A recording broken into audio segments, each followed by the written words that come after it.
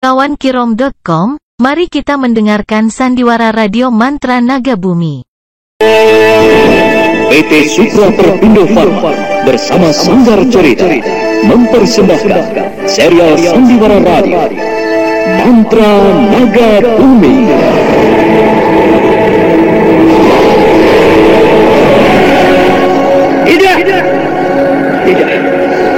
Tidak mungkin, Mindes. Tidak mungkin. Kenapa semuanya bisa jadi begini? Tidak!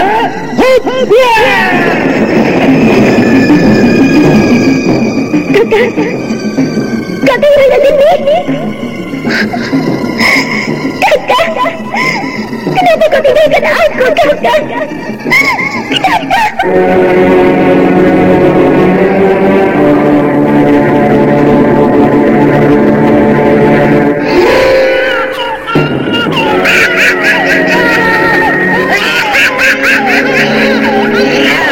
Ini adalah bayi yang kedua yang kudapatkan.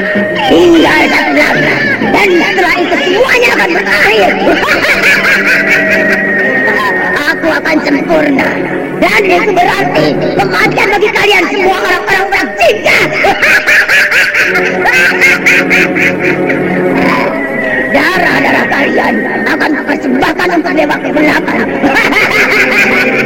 Kalian akan kuhancurkan, kuhancurkan.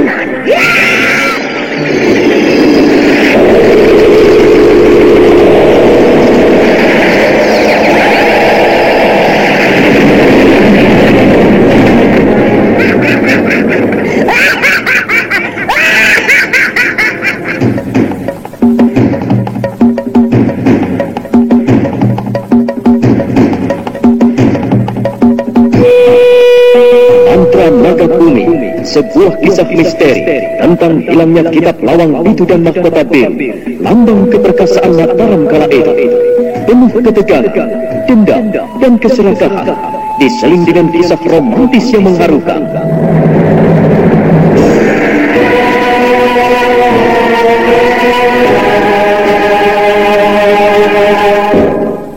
Mantra Naga Bumi, ide cerita, Totot Prambanan, naskah disusun dan ditulis oleh Chandra Argadinata, teknik dan montase Novin Nur, ilustrasi musik Frans Harius, dengan sutradara Dian Pertiwi.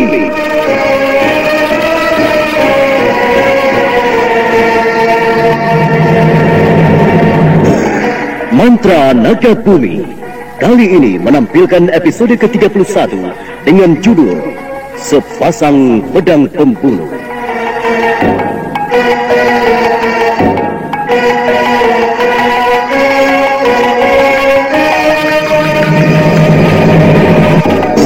Dalam seri yang ke-21 ini didukung oleh para pelakon Jumbali Jindra sebagai Cutak Anabrak, Suryadin Tanjung sebagai Ki Tegar Wajah, Ferry Fadli sebagai Rangga Geni, Sulistiawati sebagai Wilantika, Margaret sebagai Nilut Mahesi, dan Nusri Nurdin pengantar cerita.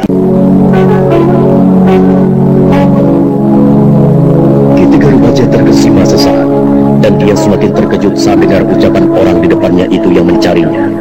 Lama dia terdiam, tak bisa berbuat apa-apa. Hanya matanya saja yang menatap orang-orang yang duduk di atas punggung kuda itu, yang ada di depannya satu persatu.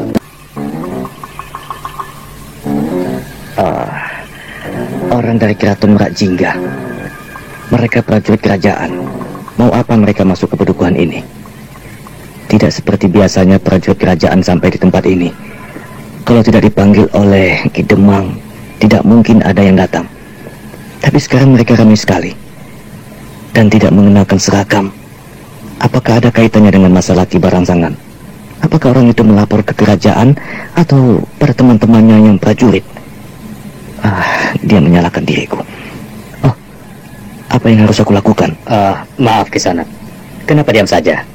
Apakah benar Kisanak ini kepala padukuhan ini? Maaf Tuan. Tuan mengatakan bahwa Tuan semua adalah prajurit Keraton Merak Jingga. Tapi saya jadi bingung karena Tuan tidak menggunakan seragam keraton. Apakah semuanya karena tugas khusus? Kisanak, katakan dulu siapa dirimu, barulah kami menjelaskan semuanya. Karena kami tidak mau bicara sia-sia, dan orang lain tahu siapa kami sebenarnya, Sementara tugas kami tidak selesai. Benarkah Anda ini kepala padukuhan ini? Maaf Tuan, saya memang kepala padukuhan ini.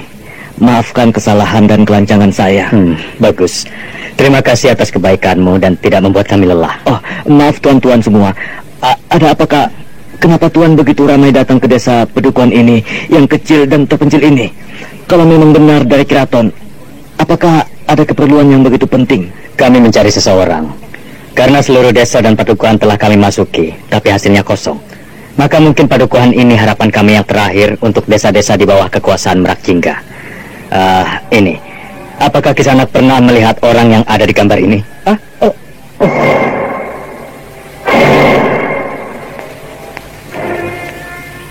Anda sedang mendengarkan Ravanda Channel. Kenapa Kisanak begitu terkejut? Apakah Kisanak pernah melihatnya lewat di desa ini? Atau pernah tinggal di sini? Saya, maaf Tuan. Saya harap Kisanak tidak menyembunyikannya dari kami. Kalau memang pernah melihatnya, katakanlah, kami akan mencarinya dan menyusulnya. Dan kalau dia memang tinggal di padukuhan ini, tolong tunjukkan di rumah siapa dia tinggal dan apa namanya. Karena kami rasa dia pasti menyamar nama. Tidak mungkin dengan nama aslinya. Maaf Tuan, saya...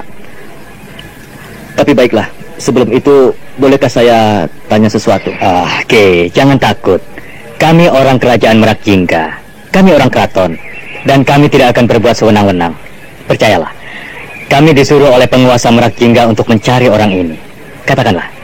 Maaf Tuan, saya terlalu curiga. Maklum, banyak sekali orang-orang jahat yang datang ke padukuhan ini akhir-akhir ini. Jangan samakan aku dengan yang lainnya, Ki. Oh ya, siapa yang mereka bawa ke alun-alun itu? Tadi aku melihat orang-orang padukuhan ini menyeret seseorang. Apakah dia itu maling? Itulah Tuan. Dia adalah Raden Pasupati. Dia penjahat. Dia selalu merusak pagar ayu desa ini. Dan keluarganya juga jahat terhadap para petani. Suka bertindak semena-mena. Kenapa kalian tidak melapor ke Kademangan? Minta bantuan para prajurit Kademangan? Maaf Tuan, semua tidak mungkin kami lakukan. Jarak padukuhan ini dengan Kademangan cukup jauh. Tidak sempat dan tidak bisa ditempuh dengan 1 atau 2 hari. Mana bisa kami lakukan semuanya Tuan. Lagi pula kalau saya keluar dari desa ini, siapa yang bisa menjaga padukuhan ini? Kalau disuruh orang lain, pasti habis di jalan. Dibunuh oleh anak buah Raden Pasupati. Oh, kalau begitu nanti orang itu serahkan pada kami. Biar kami yang menanganinya. Sekarang tolonglah bantu aku untuk menemukan ini. Katakan lagi. Baik Tuan. Namas. Tunggu sebentar, Ki. Kemarilah. Sini sebentar. Sini. Rangga Geni yang tidak tahu permasalahannya hanya melangkah sambil membersihkan tangannya yang kotor oleh debu bekas mengangkat padi. Cutak anak perang yang lainnya dengan cepat meloncat turun dari kuda mereka. Kitegor Wajah tersentak dengan cepat meloncat melindungi Rangga Geni yang juga terkejut melihat ke arah prajurit Merak Jingga yang sudah menunduk hormat di depan mereka.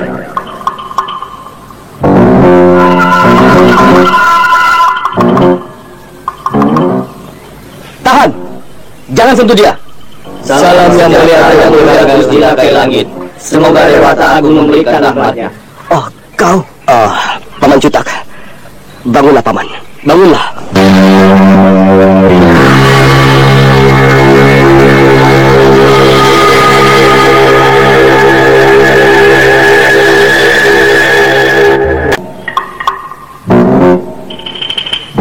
Ampun Gusti Prabu. Kami tidak akan bangun sebelum Gusti berjanji. Paman Cutak, bangunlah. Sudahlah.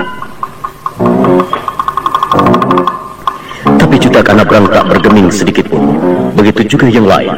Mereka masih tetap duduk menyembah. Ketika Wajah kebingungan. Orang tua itu tak mengerti mesti berbuat apa.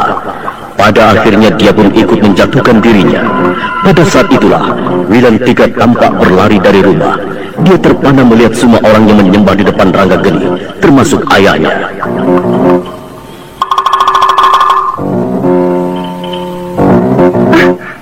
Ada apa ini? Apa yang terjadi, Kakang Rangga? Kenapa mereka menyembah semua padamu? Mereka siapa, Kakang?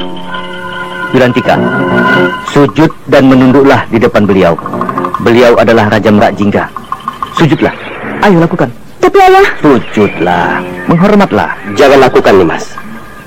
Tidak perlu kau berlutut di depanku. Paman Tegar Wajah, Paman Cutak dan kalian semua bangunlah, atau aku akan marah dan meninggalkan kalian semua. Maafkan kami, Gusti. Berjanjilah untuk kembali ke keraton. Setelah itu kami akan bangun. Kami akan suka menuruti apa yang Gusti perintahkan. Iya, Gusti. Berjanjilah untuk kembali.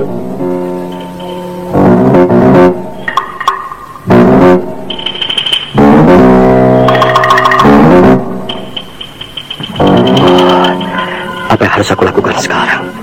Sepertinya Paman Cutak dan yang lainnya tidak akan mau bangun kalau aku tidak memenuhi permintaan mereka. Bagaimana ini? Siapa yang punya rencana seperti ini? Apakah ini saran dari Paman Wisesa? Pusing aku. Kenapa mereka bisa tahu aku ada di sini? Apakah ada yang memberitahukan diriku? Apakah ada yang mengatakan tentang keberadaanku di sini? Apakah ini? Sekarang rasakan kau, Kakang. Kau tidak bisa menghindar lagi. Lucu sekali. Kau nih, Mas. Kau... Ada apa, Kakang? Kenapa denganku? Tidak apa-apa nih, Mas. Tidak. Aku... Rasakan sekarang kau, Kakang. Hadapi saja sandiwaramu sendiri. Maafkan itu sandiwaramu. Aku harus tegas sekarang. Semua tak perlu lagi aku tutup-tutupi. Aku juga harus terpaksa menceritakan semuanya pada Paman Tegar Wajah. Baiklah, Paman Cutak dan kalian semua, bangunlah. Prabu. Terima kasih, Gusti Prabu. Semoga Dewata bersama Gusti. Sudahlah, Paman. Kakang, kau seorang raja? Kau... Sudahlah. Iya, beliau seorang raja.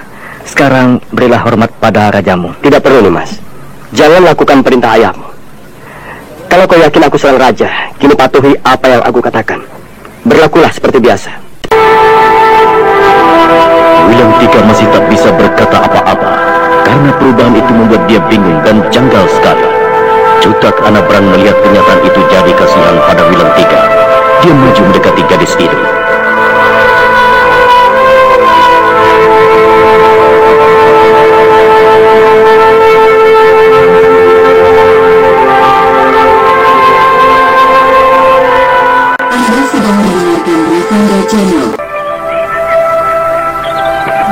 Nak Mas, aku tahu kebingungan dan kejanggalan yang kau rasakan. Karena kita semua pasti akan merasakan hal seperti itu. Begitu juga aku waktu dulu. Tapi karena kita memang harus membedakan suasana, membedakan mana teman dan mana yang bukan teman, kurasa tidak ada susahnya. Dulu Nak Mas mengenal Gusti Prabu mungkin hanya sebagai teman atau saudara, atau ada hal lainnya. Tapi sekarang kenyataannya lain. Kurasa untuk mengubah dan membiasakan diri dengan hal yang baru itu janggal. Maka berlakulah seperti biasa. Tapi mulailah membiasakan diri untuk mengubah sebutan dan pandangan itu. Kurasa Namas mengerti. Aku jadi tidak mengerti. Oh ya, Paman, semua ini siapa dan dari mana? Namas, aku adalah perwira utama kerajaan Merak Jingga. Dan yang lainnya ini adalah prajurit utama dan prajurit pilihan. Kami semua mengemban tugas oleh perwira Mangkunegara untuk mencari keberadaan Gusti Prabu Rakai Langit. Jadi, kau yang bernama Rakai Langit, Kakang? Wilantika, jangan seenaknya bicara. Dia itu rajamu, raja kita. Pergunakan tata kerama. Paman Tegar Wajah, jangan terlalu memaksakan diri untuk bersopan santun. Kita bicara apa adanya. Nimas Wilantika benar, tak perlu dianjurkan. Nimas, ya benar. Namaku Raden Mas Prabu Rakai Langit. Lalu kenapa Kakang menyamar menjadi Rangga? Nimas, Rangga itu juga namaku, hanya kurang lengkap. Tapi begini saja. Sekarang ayo kita masuk dulu. Kita bicarakan di dalam. Bukankah Paman dan Nimas mau dengar tentang siapa aku? Nah, ayo kita masuk ke rumah. Kita bisa bicara dengan tenang sambil makan singkong. Tapi Gusti, sudahlah Paman. Berlakulah seperti biasa. Jangan sungkan. Aku tetap seperti yang dulu. Ayo, rumah Paman adalah rumahku juga. Cutak Anabrang, suruh mereka istirahat. Ayo Paman Tegar Wajah, Nimas Wilan, ayolah. Iya. Ki Tegar Wajah tak bisa bicara apa-apa. Dengan perasaan gelisah, dia ikut melangkah. Sementara itu prajurit lainnya dengan sigap membawa kuda mereka beristirahat. Cutak Anabrang mengiring di belakangnya.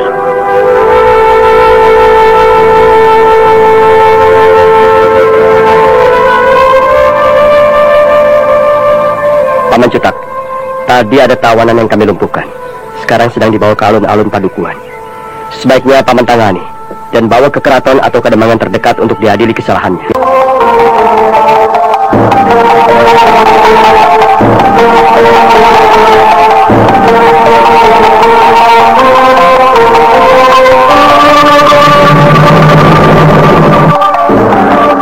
Nah, saudara pendengar, bagaimana kisah selanjutnya? Apa yang akan dilakukan oleh Cutak Anabrang atas diri Raden Pasopati? Untuk mengetahui jawabannya, ikuti terus serial Mantra Naga Bumi ini pada seri berikutnya. Sampai jumpa.